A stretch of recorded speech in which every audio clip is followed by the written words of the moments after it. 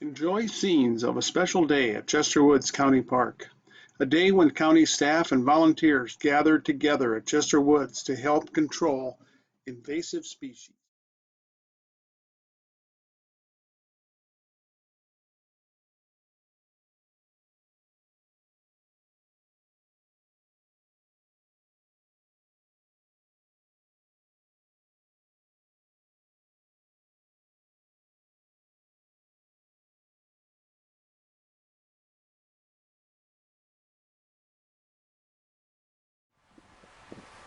This is Tom Ekdahl. He's the park manager here at Chester Woods, and just talking about what a day like this is like and how much preparation it takes to get 25 volunteers and staff working on invasives.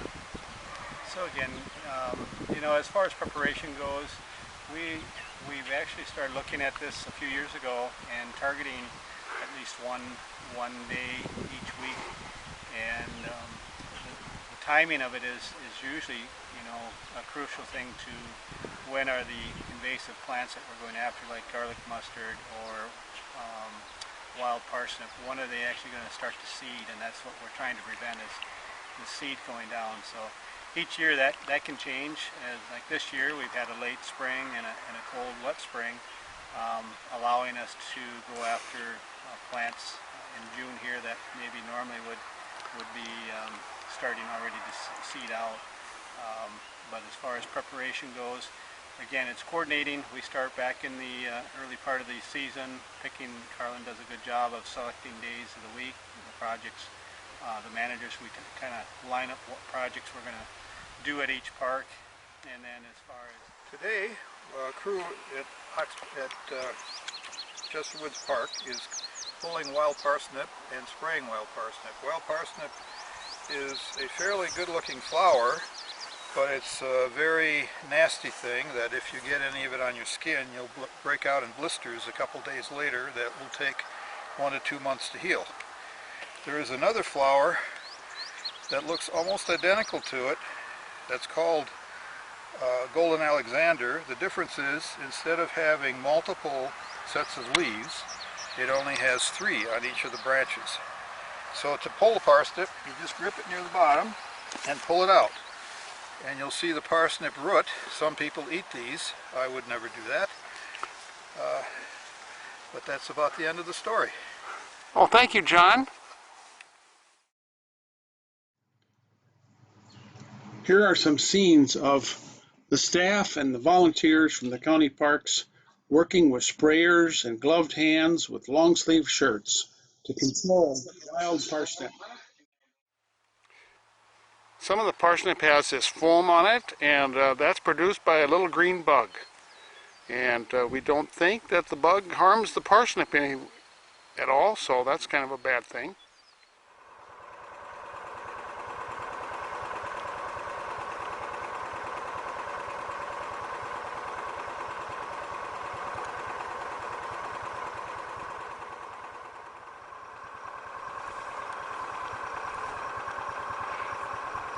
Ken, are you finding a lot of wild parsnip out here?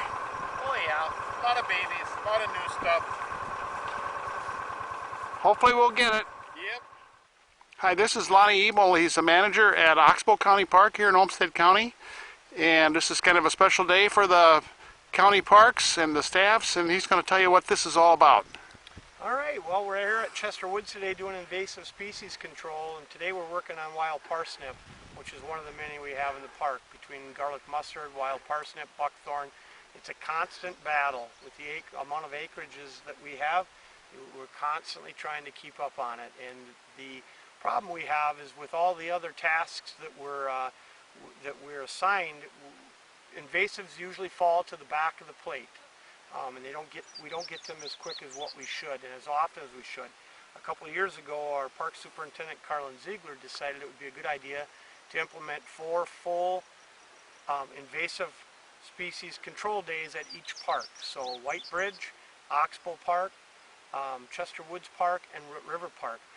It's when all staff that can be afforded from each park, which sometimes gets up into the range of 20 people, and many volunteers who are very important to our organization and to our parks get together, and we go after invasive species, and that many man hours and that amount of time in one day probably equals what we normally would get to in a full year. And so we get out and we work as a team, and we split up and we work away spraying. Today we're spraying, and you can see the guys are going back and forth in a grid, and we're trying to get on top of some of this parsnip in this field. It looks pretty good. I remember spraying this field several years ago, and I'm back, and I'm kind of amazed at how little parsnip is in here. There's still a lot, but there's much less than what there was then. So it is helping, it is making a difference. And like I said, when Carlin implemented this, she freed up the staff time, which is always important because obviously we have other tasks to work on, but invasives is important to keep it in check in our own parks, especially since we expect adjacent landowners to try to be good stewards of the land as well, and we should be as well, and that's kind of what she was aiming for when she did this. So it was a good idea, and that's what these days are all about. Thanks, Lonnie, and thank you for all that you do for Olmsted County Parks. You're welcome, Ernie, and thanks to you guys, the volunteers. This organization wouldn't operate without you guys, so a big kudos out to the volunteers, and I mean that from very sincerely. Here we are at lunch during our invasive day. Here's an example of wild parsnip that has been sprayed a few days ago. You can see it's starting to wither and change color, and hopefully this plant will not reappear.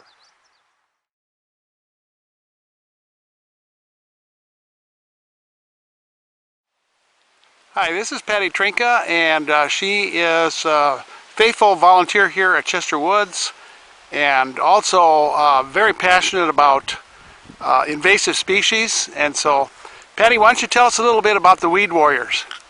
The Weed Warriors are a group of volunteers who come out on a regular basis, usually on Tuesday mornings for the day, and to remove all kinds of invasives. We start with garlic mustard, then move on to, like today, with wild parsnip and spotted knapweed, Queen Anne's lace, and in the fall and winter then we move on to cutting honeysuckle and buckthorn and treating the stumps with herbicide. So our means for removal of invasive weeds out here is mechanical by hand pulling or digging with a special parsnip shovel, or chemical. We do spray herbicides, and our goal is to try to maintain the native plants, particularly the wildflowers and grasses in the area, in the prairies and in the woods, because invasive plants will smother the existing native flora. What some of the invasive plants do is send out chemicals through the root that makes it difficult for the native plants to grow nearby. And so the invasives can outcompete, I should say, with the natives. For Weed Warriors, people just need to be able to, walk on uneven terrain and enjoy being outdoors, and helping out the park staff with maintaining the beauty and this park. All right, here is an area that was really infested with wild parsnip a year or two ago, and you can see the results of really working at it with spray and pulling it and mowing it. It's looking pretty good. Now some scenes from Chester Woods County Park that show areas that have been much improved because of the invasive controls that have taken place here over the last few years. Chester Woods is known for restoring native prairie. It is a labor of love, and the emphasis is on labor. However, the rewards are an investment of a healthy vegetative habitat. Okay, here we are in Chester Woods. This is the largest prairie in the park that's been restored, and the invasives have really been controlled in this section. Just wanted to give you an opportunity to see that. There are some, especially on the edges, but we're pretty proud of this area.